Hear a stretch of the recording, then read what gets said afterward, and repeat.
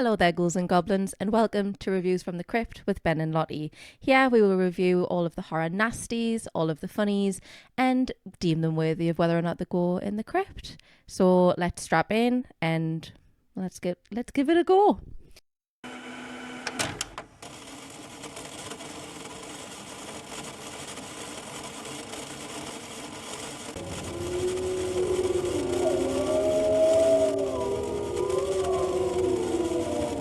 So the first film that we're going to review is Insidious, that came out in 2010, which is directed by James Wan. Total horror classic. So I thought we'd go through the Insidious films.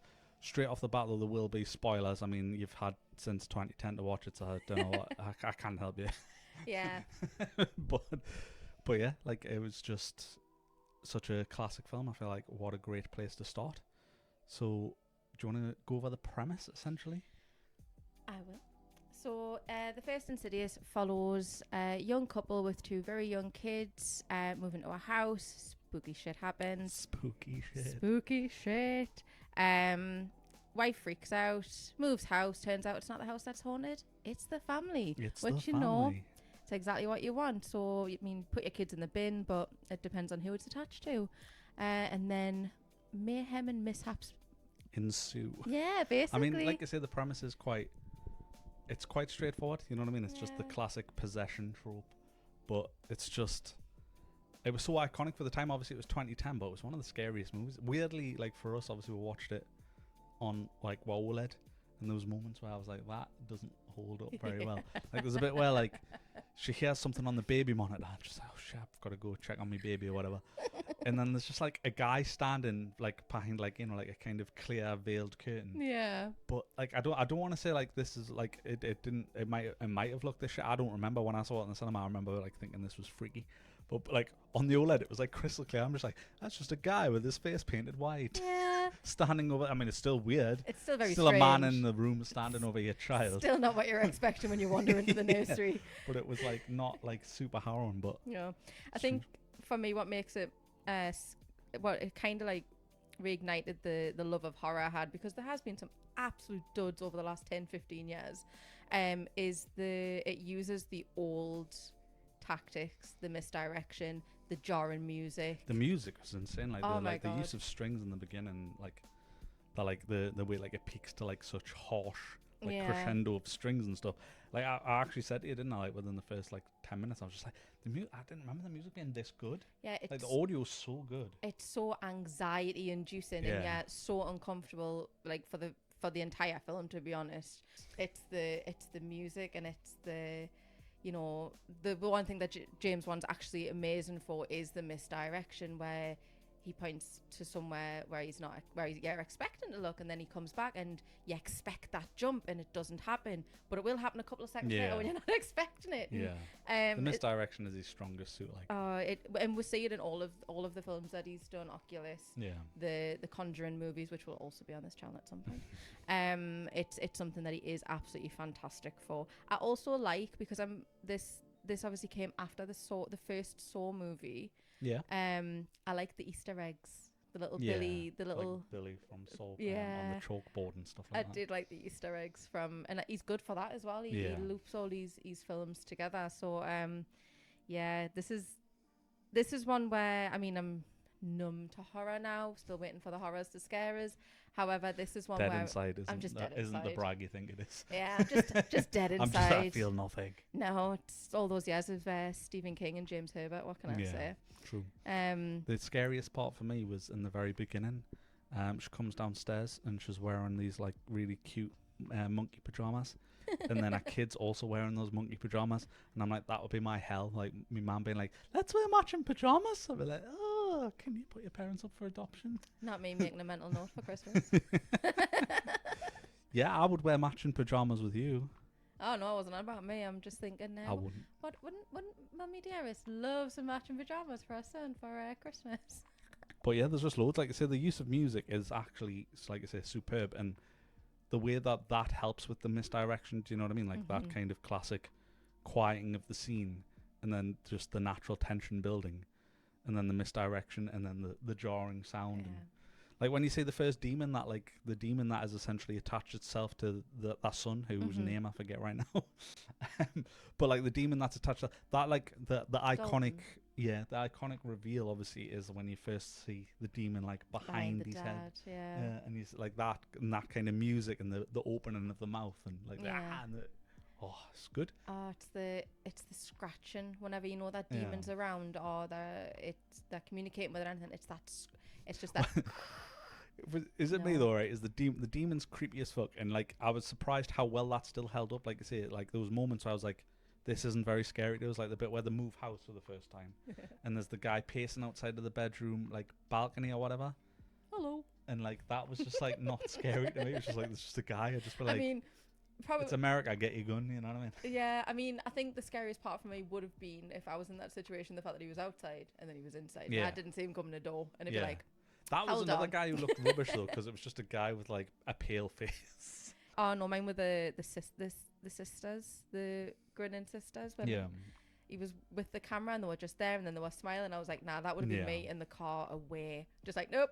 So like similar with that though, there was moments where that was like, I remember that being really shocking. I think like the first reveal of them where he's looking through the ghost hunter guys, what they're called. Oh, I can't remember. I've got that written down somewhere, but the two ghost hunter guys, like they're looking through this, like it's essentially like one of those kids' toys, isn't it? Where you like changes the filters, and that's when you first see the reveal of the two. That held up quite well. There's a lot of stuff that was shit, but my point was going to be ultimately, like that demon was cool. The main demon was creepy, but the kind of like the weird stuff he was wearing on his fingers were like those kind of rings that like goths wore in like the 2010s, and it just like that isn't scary to me. His fingers reminded us, remember the witch's fingers you used to get in the 90s? Yeah, exactly. But that was the thing. There was a moment where like there was like men who before incels were a thing, they were like the original incels, weren't they? Yeah. Like they were like guys who like wore like velour suits and the vampire wannabes. Yeah, wanted to be a vampire and had like one of just the one finger because they could only afford the one finger because it was so expensive. Yeah, oh God, Come hither, like no woman ever like. No, thanks. Nah, I'm good. You're all right. I think some of my favourite moments, going back to what you said about the baby monitor, how chill was she? Yeah. She was so chill. Just in the beginning, like there's somebody just whispering to my child. I'm in the house by myself. Both my all of my kids are asleep. Could be anybody. I'll just sit here for another 5 minutes and listen. Yeah, the scariest thing was just having loads of kids. Just too many kids. That was quite horrifying to me, to be like, oh, you're just alone in the house with all them kids. Fucking annoying. To be honest, like, what were and the other ghost kids as doing? well. Like, did you not notice that partway through the movie, like the other two kids just kind of disappeared? They were just never mentioned again. Well, they must have been at Nana's house. Well, yeah, Or in the garden. they did. I think they actually went to Nana's house at one point, which made no sense because wasn't it was like the kids are with your mum at one point. But then the mum was there. But then later on in the movie, the mum comes back to the like seance. Yeah. Essentially, where he basically walks into the other side, which is the further, they call it. Must have had ghost. Casper must have been babysitting them. I think it's just that thing of like movie tropes, like in movies where like nobody wears a seatbelt and everyone drinks and drives and it's fine. Yeah. I think it's that thing of like, well, the kids are asleep, so you just leave them. You know what I mean? Yeah, like it's fine because this is a movie. Yeah. I mean, one thing that I did. I mean, I've seen this film more times than I can count. One thing that I did realize at the end of it was that I have absolutely no recollection of the rest of the series. Yeah. I vaguely know what they're about, but like key points for the movies. Yeah. And I don't know whether they must have been just so terrifying they've gone from my brain. But yeah. It's because Patrick Wilson's in the Conjuring movies as well. Yes. In my mind, like obviously having an ADHD mind, they've just like blurred into one like big mash of movies. Like I'm like the second one, I'm like, oh, is that the Family in England? You're like, no, that's the Conjuring. I'm like, fuck. Yeah. To be fair, like the first time I ever saw Patrick Wilson was the A-Team, which was roughly, I think, was before this. Oh god, yeah. The A-Team remake. The A-Team remake was terrible, but he was good in it. And then he obviously joined James Wan and started being in these horror movies, and he's found his calling. Yeah. Like he's so good in these horror films. And Rose Byrne, she's another one. Like I've seen her in dramas, I've seen her in romantic comedies, but again, like she's not really a final girl, I don't think, because nothing's chasing her. But sort of like in the horror genre, she's definitely doing really well. Yeah. Like I definitely would never turn away a film just because she's in it. Does anyone do that? Do people turn away Oh, from? there are certain horrors where if you give me a name and they're in it, I'll be like, nah, I'm good. For me, it's Hard more pass. like not that budget reflects quality in any way, but it's normally like you can just derive the kind of quality from a trailer a lot of the time. Yeah. I would say kind of if you're watching, you're retroactively going to watch an 80s film or something. But like if you're watching a current trailer, I feel like I'm now at a point where I'm like, this is gonna be garbage. I can just tell by, like, obviously trailers not final product a lot of the time, and it really isn't. But like I can go like just by the lighting or like the way that the people are mic'd up or depending like, on you how just go long like, the the budget is. for this is shit, and the premise was pretty weak anyway. I know this is going to be bad, sort of Yeah. thing. And I'll still watch some films like that, but it's just like you almost know. Yeah. So I feel like the budget and the way this was shot and stuff, it was like almost inevitable it was going to be good. Oh yeah, it's definitely. I would say it's lower budget than some of the horrors that we've watched, but it works so well. It still has that like very lower budget in the retro sense vibe. of like, not lower budget in the sense of like everything costs fucking loads to make, just like quality. So like you can tell it was shot with good cameras. You can tell they did like good color grading and lighting. And like I say, like obviously the audio is like I say is fucking such a strong suit of the film. And I get such like a retro vibe from it when like in older horror films where they didn't have the budget, they didn't have these great cameras, they relied a lot on sound. Yeah. And I think it's something that a lot of people don't realize. Sound fucks you up. Yeah, it really does. Like a ghost could walk across the screen and you'd be like, meh. But if you put that tone, that jarring, squeaky tone, all of a sudden you're shitting your pants. And like your heart is going weird. like the clappers. It's weird because like there's sometimes a cheapness to a jump scare with loud noise where you go, oh, you didn't scare us, you just blasted me. Yeah. And You it's just broke like, my eardrums. but I feel like this is one of those films where it's like it wasn't blasphemy as it was me. Like you felt unsettled a lot of the time. Yeah. I mean, they did that in the film anyway. Like what I really enjoyed about it was the way it wasn't just like simple outright haunting. It was like sometimes the family just felt weighed down by the possession. Do you know what I mean? Like it was just like heavy on all of them. Everyone's day was like longer and lethargic, and It's like one of my favorite bits, and I will honestly admit I never realized the first time I watched it. I don't think I realized until like much later, when Rose Byrne is doing household chores in the new house, and she's walking through the house, and she's picking up her kid's shirt, and she's carrying the laundry basket, and she walks through Dalton's bedroom. Then there's like a little porch thing, and then she walks into the kitchen. One of the ghosts is actually next to the court rail. yeah. And then, which you're like, but it's one of those things, and I found it with Hill House as well. It's like, did I say that? Because it's just so quick. And then the poor woman, she's going about her day. She walks outside, and then the music goes off, and you're like, bless her. She just wanted to do some washing. Just want to put some rubbish in the bin. Yeah. And like, there was nothing before it. Like we obviously, if you've seen it the first time, if you didn't see that little boy, it'd be like, there's no precursor. There's no like, oh shit's gonna about to kick off. Yeah. And I think it is, and like you notice that like the parents are getting very get distant from each other. It's like he's not coming home. It's like separating them. Yeah. So yeah, and I think that massively adds to it. What fucked me up was like, it's that thing of like when you think back to your youth and you think about what scared you, and like the whole like, oh, I'm scared, I'm gonna put my head under the covers, but then realize like after like a few minutes of head under the covers, you're like, I'm getting too hot, I can't keep my head under the covers. I'll never be able to go to sleep, but I'm scared of what's outside, so I've got to take my head off. Yeah. Like that moment, I think probably everyone's done that at some point in their life as a kid, and obviously there's nothing in your room and you're fine. Or if there is, you couldn't say it.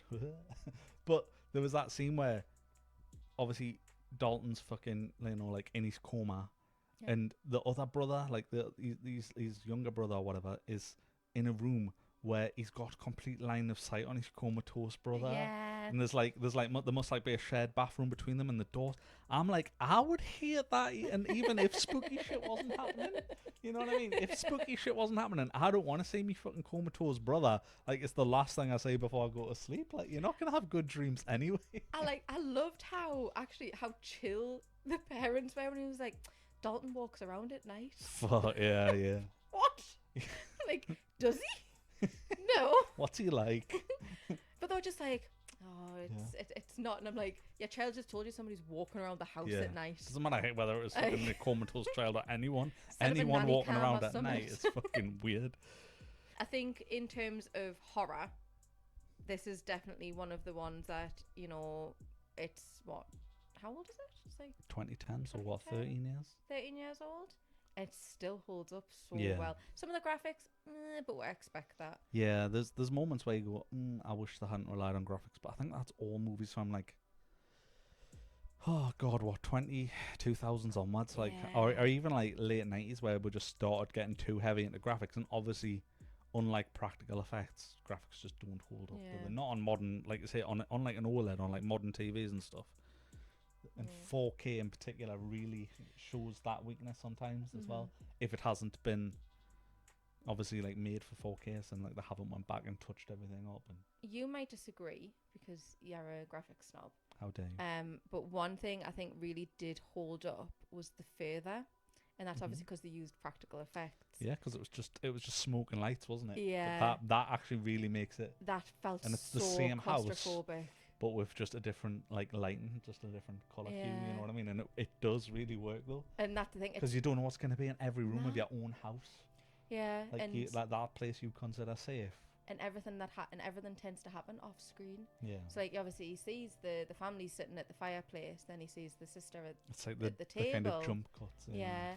And then, you know, she disappears, but you hear everything off screen. Yeah. And again, it's that looking at them when they're like looking really close. Yeah. And it's like a person standing still, but they're still you can tell they're still there. You know what I mean? Yeah. There's like it's that very like slight breath. It's the like gleam in their eyes, and then something loud happens off screen, and you're like, fuck. And they are cheap jump scares, but it's because it. And Patrick Wilson is amazing for this as well, and so is James Wan. They draw you into what's happening, and you're too busy thinking, oh my god, what's gonna happen? What's gonna happen? And nothing that you expect, or exactly what you expect, but because it happens in such a quick way, and they've built up the scene so well to feel so claustrophobic and like uncomfortable, it just adds to it. Yeah. And I think that's one of the great things that I know from especially this Insidious. I can't really comment on the other ones, can't remember them. Watch this channel for more. I think that's what like for me puts this like well up there with some of the horrors that I would recommend. It is a classic. It's absolutely like it's that weighing down of everyone at every turn. And just that, like you say, that constant despair around them is great. And I do think we do need to just talk about Specs and Tucker though, like the two guys. Oh, Specs and Tucker. The two they're ghost hunters so essentially. Good. So they're brought in and they're basically support for like the main psychic who's Elise. But Specs and Tucker are just hilarious. They're just like the comic relief, aren't they? Yeah, but it doesn't rely on them. Like yeah. It's like the comic relief part of them is that little break between like, you know, everything that's gone on beforehand with the haunting, and like this is them finally getting answers. How Tucker and Specs are partners is beyond me, because clearly it's that kind of like mirroring of the couple themselves. You know what I mean? Like obviously like Rose Byrne and Patrick Wilson's characters, like obviously their relationship's strained and struggling. Then you have the antithesis of Specs and Tucker, who literally have a constant strained relationship where they kind of need each other, and then they both kind of resent each other at the same time. Yeah, the bicker. And it's the bicker like a married couple, but you know, obviously respect each other deep down or whatever. But.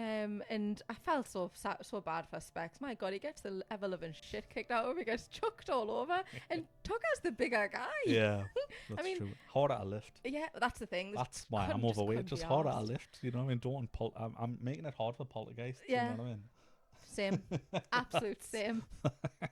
I just they don't bother me, because like, would you want to wake me up really? First hand, I can say no. The scariest thing in the room between me and a poltergeist if I'm awake and hungry. So kind of as a wrap up, what would you give it as like a spooky rating out of 5? God, 5. You'd give it a 5. I would give it a 5. It's definitely like up there with some of my top favorites. I would say it is really scary objectively as far as horror films go, but I'd give it a 4 because I'd probably give it a 5 back then, like in 2010, but now I'd give it a 4 just because, like I say, some of the stuff I like. The guy on the balcony just did nothing for us, and because it just looks so crystal clear now. You know what I mean? So I'm just like, it's just a guy standing with some white face paint on. I'd be like, "What the fuck are you doing in this room?" and get away from your kid. But I wouldn't be like, oh, ghost apparition. I'd be like, I'd think it was a burglar. You know what I mean? Like that was more burglar vibes. Yeah. Which is less spooky. So I'd give it a 4. But I do think, as far as horror films go, it is very spooky. It is very spooky. It's definitely one you can crack out on like a movie night with your friends, or you know, if they do like a Halloween night at like the cinemas where they replay like a lot of classics. Yeah. Like that's something. Well, I think that absolutely ties go to. into like what kind of like the whole point of the roundup of the review is: would you put it in your Crypt collection, which is kind of like a collection of horror films that you would happily rewatch and recommend to people? Absolutely, 100%, absolutely. It's there. It's not going anywhere. I can't say the rest for the series, but I can't say the same for the rest of them. But I can absolutely say it for this one. And it's the same for me. So Insidious 100% in the Crypt collection, worth a watch. Definitely. And thank you for everyone who made it this far. We are a new channel, so please do like and subscribe, and we'll catch you in the next one. Bye.